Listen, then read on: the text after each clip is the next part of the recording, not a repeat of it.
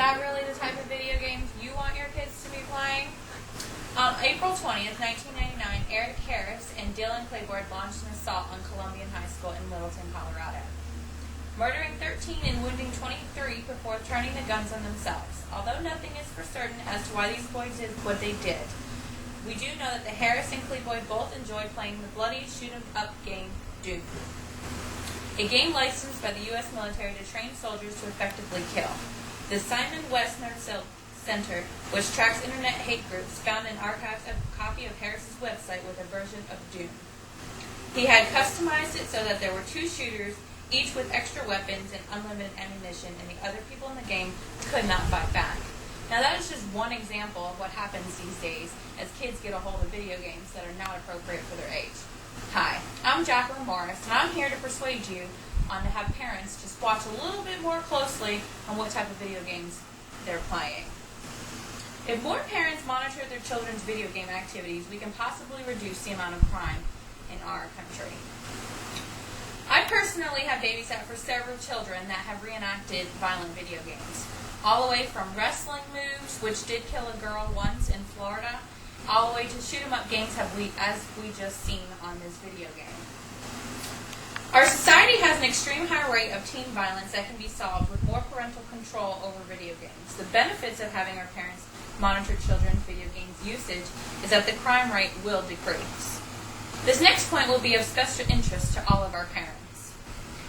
Young people are routinely able to get their hands on games that are rated M for mature and AO for adults only. 3/4 of parents who were surveyed said they always or sometimes check the ratings of their children. Yet, half of boys who were questioned listed a game with an M or an AO rating that was their top #1 game, compared to with 14% of girls. If you need more information about these statistics, it would be on HuffingtonPost.com. Now that we know what the problem is, how do we solve it? How do we solve our kids from playing violent video games and turning around and putting it on the world? It's easy. Parents need to stay monitoring their children's games constantly to make sure they're available for the appropriate age. So don't buy your 4-year-old an 18-year-old game. It just doesn't work like that.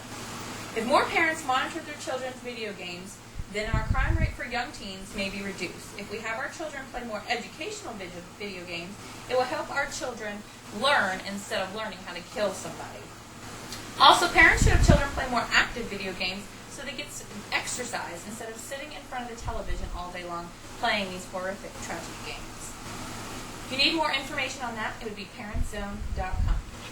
If you don't remember anything from this speech, be sure to remember this. Parents need to monitor children's video games always and constantly.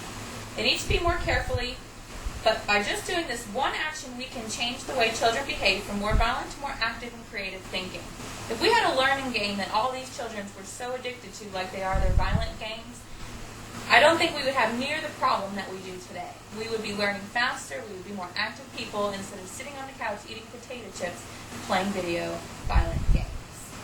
Next time you're in the video game store with your child, make sure to double check the rating of the video game. It's on the upper right hand corner of all the video games. Make sure you double check it each time. Even when you go to check out, check it again. Just this one little action can change so much in the future. Thank you again. I'm Jacqueline Morris.